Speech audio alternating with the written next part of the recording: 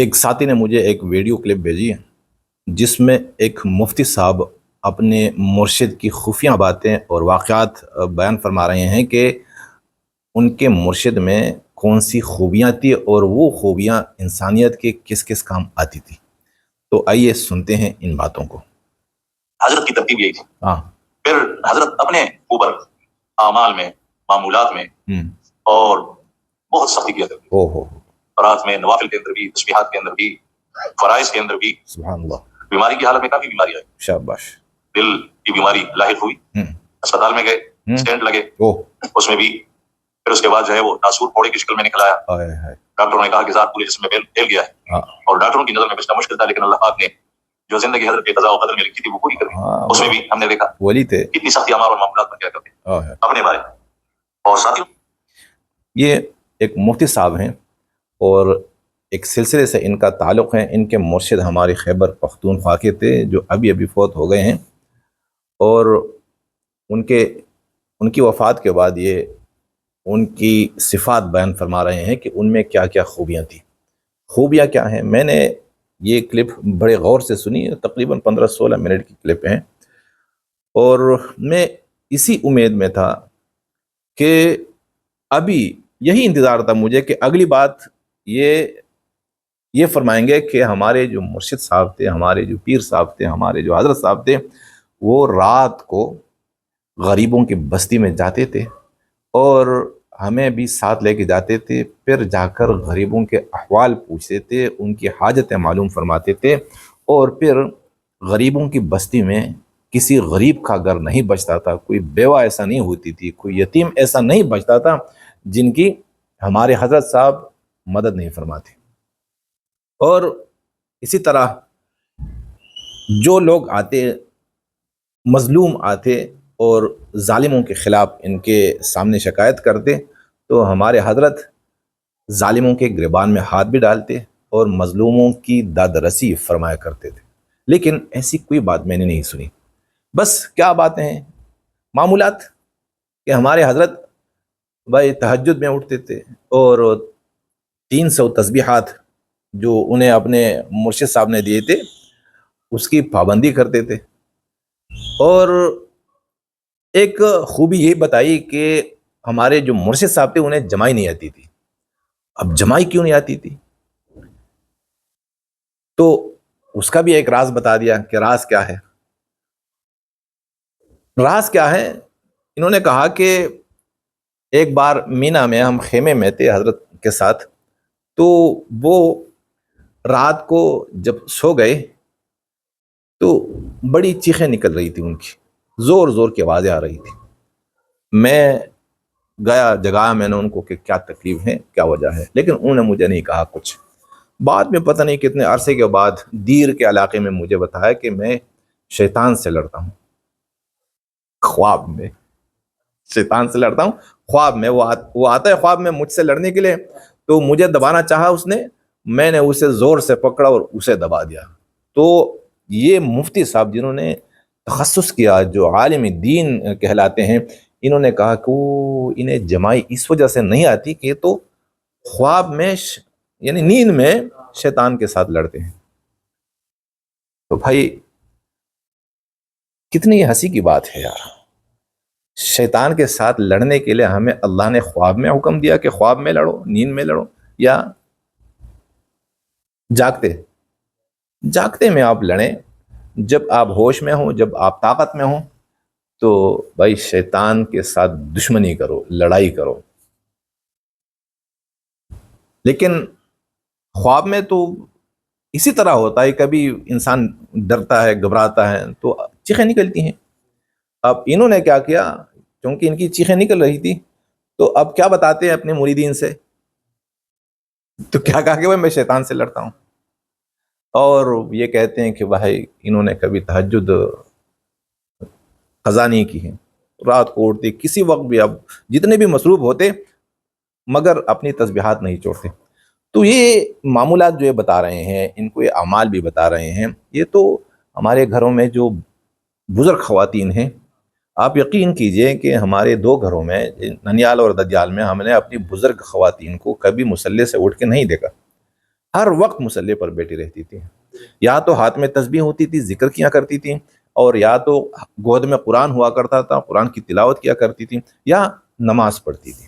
اور جب بھی یعنی رات کے وقت اگر ہم نے جا کے ان کو جگانا چاہا کہ بھائی نانی کو، دادی کو یا اماں کو جگاتے ہیں، تو ہم سے پہلے وہ نماز میں، تہجد میں کڑی ہیں۔ تو یہ تو عورتیں تو ان سے بھی زیادہ تیز ہیں، خواتین، یہ تو خواتین بھی کر سکتی ہیں گھروں میں، تو ان میں کون سی ہیبت والی بات ہے کہ بھائی ہمارے حضرت یہ کرتے وہ کرتے۔ اب اللہ تعالیٰ نے پیغمبروں کو کس کے لیے بھیجا؟ ایک نظام دیا، اور پیغمبر کے آنے سے پہلے ساری انسانیت ظلم کی چکی میں پس رہی ہوتی ہے۔ اللہ تعالیٰ کو ترس آتا ہے، اللہ تعالیٰ اپنے بندے کو منتخب فرماتے ہیں اور جا کے کہتے ہیں کہ جا ان ظالموں سے لڑو، انہو طغا، یہ سرکش ہو چکے ہیں، اب جا کے لڑو، میں تمہارے ساتھ ہوں۔ پیغمبر آتے ہیں، وقت کے بادشاہ کے سامنے کھڑے ہوتے ہیں اور کہتے ہیں کہ بس ابھی تمہاری نہیں چلے گی، ہم تمہارے تخت و تاج سے ہمارا کوئی غرض نہیں، بھئی آپ ہی چلائیں، لیکن اللہ کی منشا کے مطابق چلائیں، نہیں چلاؤ گے تو تیار ہو جا۔ اور یہاں تک کہ اللہ تعالیٰ انہیں ظالموں سے کیا کرتے ہیں؟ انہیں فتح عطا فرماتے ہیں، اور ظالم جو ہوتے ہیں انہیں شکست ہو جاتی ہے۔ اب آئیے دیکھتے ہیں کہ ایک دوسری ویڈیو کلپ میں آپ کو بتا رہا ہوں، یہ آپ اسکرین پہ دیکھ رہے ہوں گے کہ ARY چینل، اس پہ سرعام ایک پروگرام ہے جس کا میزبان ہے اقرار الحسن۔ مذہب سے میرے خیال میں مجھے شیعہ لگتے ہیں، لیکن ان سے کتنا فائدہ ہو رہا ہے، کس کو؟ اس مظلوم کو جس کی آواز بڑوں تک نہیں پہنچتی، جس کے آنسو کوئی نہیں دیکھ سکتا، جس پر کسی کی نظر نہیں پڑ سکتی۔ اب وہ اقرار الحسن سے سرعام کی ٹیم سے رابطہ کرتے ہیں، اور سرعام کی ٹیم بڑی ایمانداری کے ساتھ جا کے اس ظالم کو عوام کی عدالت کے کٹہرے میں لا کر کھڑا کر دیتی ہے وہ سرعام کی ٹیم، اور پھر سارے عوام کے سامنے ننگا کر کے اسے کیفر کردار تک پہنچانے کی کوشش کرتی ہے۔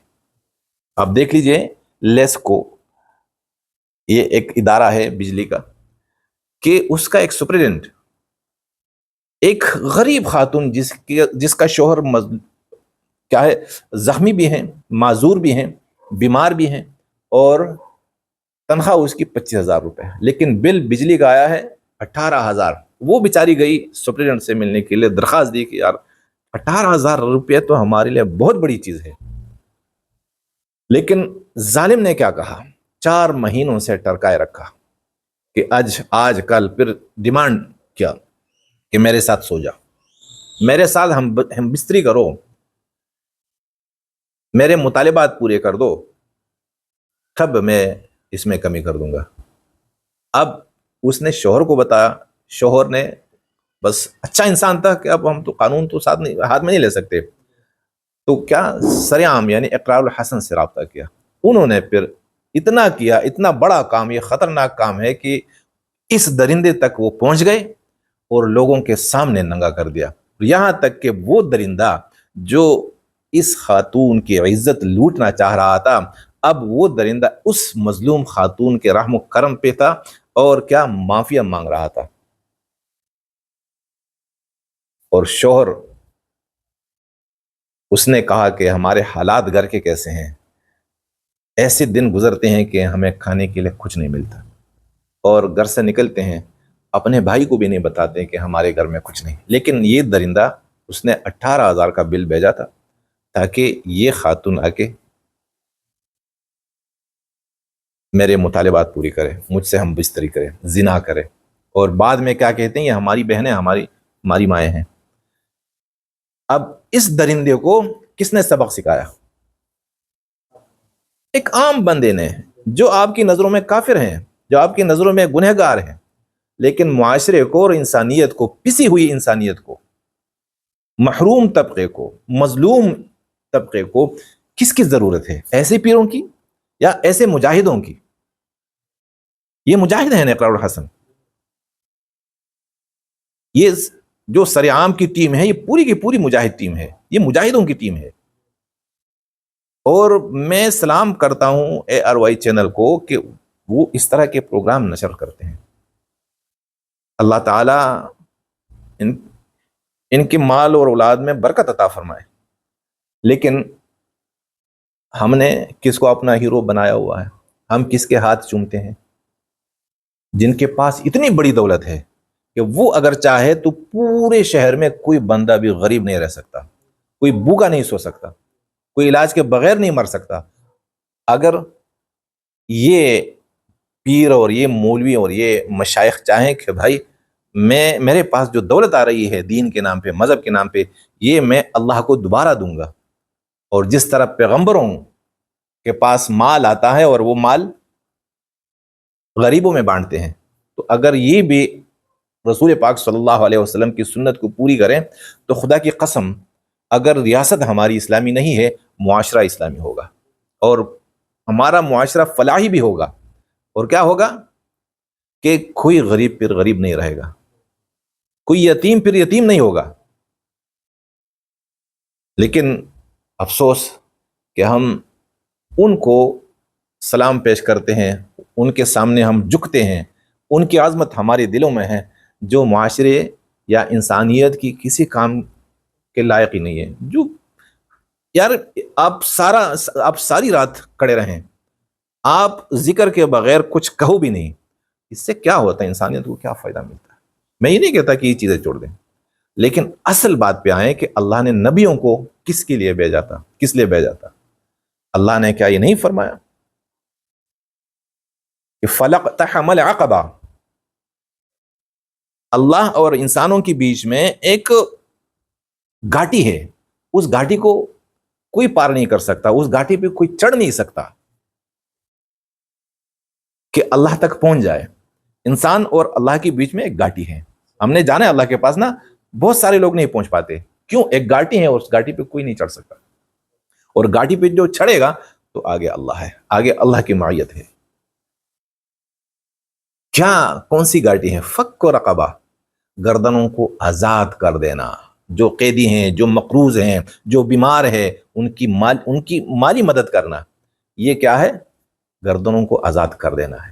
او اطعام فی یوم ذی مسغبہ یتیما ذا مقربہ او مسکینا ذا متربہ، یا بھوک کے دنوں میں غریبوں کو کھانا کھلا دینا، اور اپنے قرابت کے جو قریب ہیں اور یتیم ہیں ان کی حاجتیں پوری کر دینا، اور ان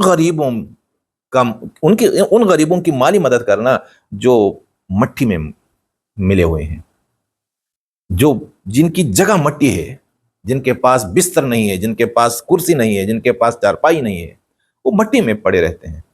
ان غریبوں کی مالی مدد کر دینا، یہ کیا ہے؟ یہ گھاٹیاں ہیں. لیکن پیغمبروں نے ان گھاٹیوں کو پار کیا. تب تک نہیں سوتے جب تک ان کی جیب میں پیسے ہوتے. لیکن آج ہماری پیروں کو، ہمارے مشائخ کو اس وقت تک نیند نہیں آتی جب تک یہ دوسروں سے مال نہ کھینچے. اور یہ جنت والے ہیں، یہ جنت میں جائیں گے، اور جو غریبوں کے کام آتے ہیں وہ دوزخ میں جائیں گے. یہ دین ہے، وہ بے دینی ہے، وہ فحاشی ہے، وہ عیاشی ہے، اور یہ دین ہے. تو بھائی دین میں اور دنیا داری میں ہم نے فرق کرنا ہوگا. یہ جو اقرار الحسن صاحب جو کام کرتے ہیں یہ دین ہے، اور یہ وہ جہاد ہے جو آج کے زمانے میں کوئی نہیں کر سکتا. اور صرف اقرار الحسن صاحب نہیں کرتے، میں دیکھتا رہتا ہوں بہت سارے ایسے صحافی ہیں جو کرتے ہیں، جا کے پولیس اسٹیشن میں جاتے ہیں، پٹوار خانوں میں جاتے ہیں یا اسپتالوں میں جاتے ہیں، اور جو ظلم کرتے ہیں، جو رشوت لیتے ہیں، ان کے گریبانوں میں ہاتھ ڈالتے ہیں. تو اللہ کرے کہ ہمارے جو مشائخ ہیں، ہمارے اکابرین ہیں، ہمارے مولوی ہیں، ہمارے پیر حضرات ہیں، اللہ کرے ان میں یہ غیرت پیدا ہو جائے، انہیں بھی اللہ ایسی ہمت عطا فرمائے، اور انہیں بھی اللہ تعالیٰ داتا اور سخی بنا دے کہ بھائی میں نے جیب میں پیسہ نہیں رکھنا، کیونکہ میں تو اللہ والا ہوں. بھائی میں نے وَآتَ الْمَالَ عَلَى حُبِّهِ ذَوِي الْقُرْبَى وَالْيَتَامَى وَالْمَسَاكِينَ وَابْنَ السَّبِيلِ وَالسَّائِلِينَ وَفِي الرِّقَابِ، جب تک 6 طبقوں میں نے اپنے مال کو نہیں بانٹا، مجھے نیند نہیں آئے گی۔ اللہ کرے کہ یہ جو دیندار کہلاتے ہیں، اللہ ان کو بھی ایسا ہی بنا دے جو اللہ کو پسند ہو۔